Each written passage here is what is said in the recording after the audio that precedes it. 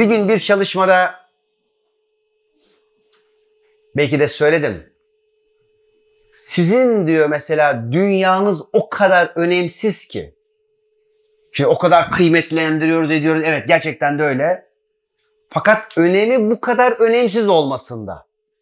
Bu gördüğümüz her şey bir yansıtma. Nasıl gideceğiz diye. Değil mi? Yani derslerden hatırlıyoruz. Yani buranın oluşumu sistemi. Yani buranın gerçekliği sorgulanır bir gerçeklik. Yansıtanın kıymetinden dolayı biz bu kadar kıymet ve bu kadar önem. Yani burada herhangi bir durumdan dolayı canınız yanmıyor olsa burası sizin için hiç önemi olmayan bir yer haline gelir. Yani eğer burada bu hissedişleriniz, şu bedenin canınız yandı, acıdı, gitti işte beni bıraktı bilmem ne. Yani bu şeyleriniz olmasa sadece rüya gibi hissederdik burayı.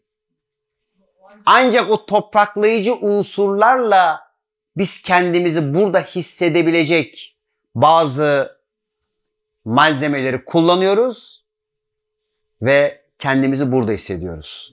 Mehmet Ali, matematikte bütünü oluşturan her şeyin toplamı bütünden küçük mü büyük mü?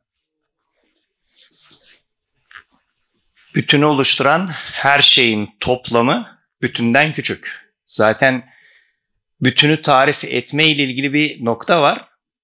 Buradan gidelim. Şimdi buradaki her birimiz bir bireyiz. Her birimiz tek başımıza kendi içimizde de bir alemiz. Bir araya geldik. Bu bir araya gelmek bir tane bir şey yapmıyor. Daha büyük bir şey oluyor. Aynı zamanda buradaki her bir bireyin birbiriyle bağlantısının da olduğu, adını koyamadığımız, göremediğimiz bir şey de üretiyor burası. Dolayısıyla bütün diye nereye diyeceğiz? Buna bütün diyemiyoruz. Buradan zaten çıkan göremediğimize de bir ekliyoruz. Onu da buraya dahil edince yine hala bütün yapmıyor. Şimdi matematiksel olarak olanı anlattı. Ben şimdi biraz daha hani halk dilindekini anlatayım. Yani bizim burada hepimizin toplamı ileri şifa kampı değil. Olur mu canım? İşte hepimizi toplasak, burada bir araya getirsek işte ileri şifa kampı olur. Hayır, olmuyor, etmiyor. İleri şifa kampı buradaki arkadaşların toplamından daha büyük. Doğru mu Mehmet Bey? Evet. Mehmet Ali Bey. Evet. Bakın matematikteki. Neden?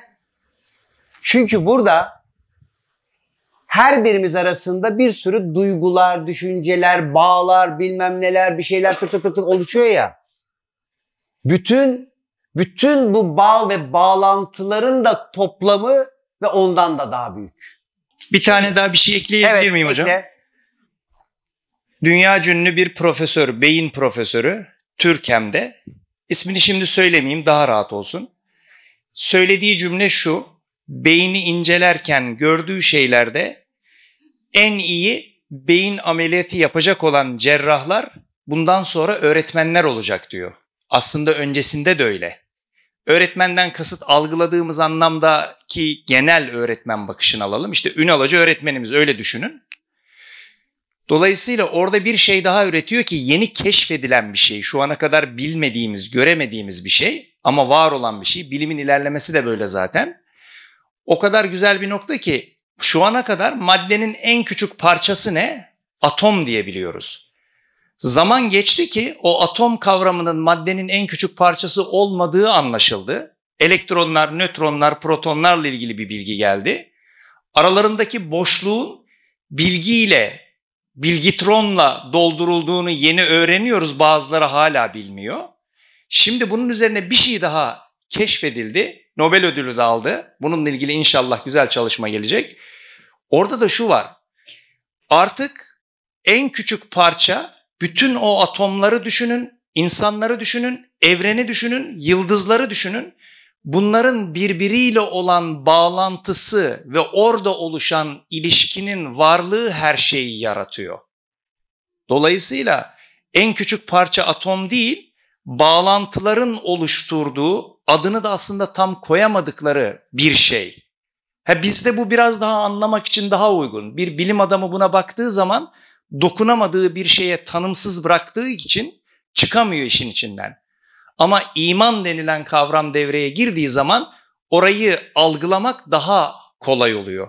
Çünkü iman o bilimin ışığından çıkarak kalple ilgili bir yere temas ettiği için bizim için daha anlamlı bir hal alabiliyor. Dolayısıyla ilişkinin oluşturduğu, yani şurası çok güzel bir örnek bu bağlamda. Biraz önceki harikaydı. İleri şifa kampı nedir cümlesinin altına her birimiz gerçekten yazalım. Şu anda sordunuz hocam, daha iyi kafamda canlandı. Herkes yazmaya başlasın. Şifacının yolu, dervişin yolu, şunları aldık. İleri şifacı olduk. Bir de bunun kampını yaptık. Artık buradakiler isim olarak şunlar. İçeriği şunlardan oluştu. Eğitimleri şunlar. İleri şifa kampı paket oldu. İleri şifa kampını almak isteyenler Ünal Güner'den satın alsın. Hadi bakalım. Bu değil. Dünden bugüne yaşadığımız o kadar güzel şeyler var ki bunun adını nasıl koyacağız? Peki bu nereden çıkıyor? Birbirimizle olan ilişkimiz ve göremediğimiz, hissedemediğimiz, daha doğrusu hissettiğimiz ama varlığının adını koyamadığımız her şeyin üstünde çıkan bağlantılardan bir alan daha açılıyor burada. Varlığımızla kaynaklanan bir bağlantı alanı. Onu buradaki maddi olayların üzerine koyuyoruz ama yine adını İleri Şifa Kampı'nın paketi haline getiremiyoruz. Çünkü o ve bağlantıların oluşturduğu şey de aslında hala daha fark etmediğimiz bir başka şeyle de bir bağlantı oluşturuyor ve hazır bekliyor. Yani şehirleri düşünün, kıtalar oluştu. Kıtaları düşünün, dünya oluştu. Dünyayı düşünün, güneş sistemi. Onu düşünün, gezegenler. Onu düşünün. Biliyor muyuz sonunu, evrenin sonunu? Buradan anlamak kolay. Evet, gittikçe görebiliyoruz bir sürü. İşte daha güzel bir yanı var. Yaradan nedir? Öyle güzel bir soru ki artık bilinmemezliği yaradanı yaradan kılıyor bu bağlamda. Zaten bilsek iş bitiyor. Öyleyse biraz önceki soru da ne kadar anlamlı oldu şimdi. Hani hiçbir şey yok. Ne demiştiniz hocam? Değersiz hiçliğinin için. Şöyle. Dünyanız o kadar önemsiz ki bu önemsizliği onu çok önemli kılıyor. Tam da işte buraya ne güzel oturuyor. Fark ediyor musun şimdi? O kadar önemsiz ki önemsizliğinden önemi doğuyor. Evet. Evren o kadar sonsuz ki o sonsuzluğundan zaten evren oluşu doğuyor. Yani matematiksel olarak da söylediğimizin sağ olsun arkadaşımıza izahını yaptırdık. Matematikçilere, zihincilere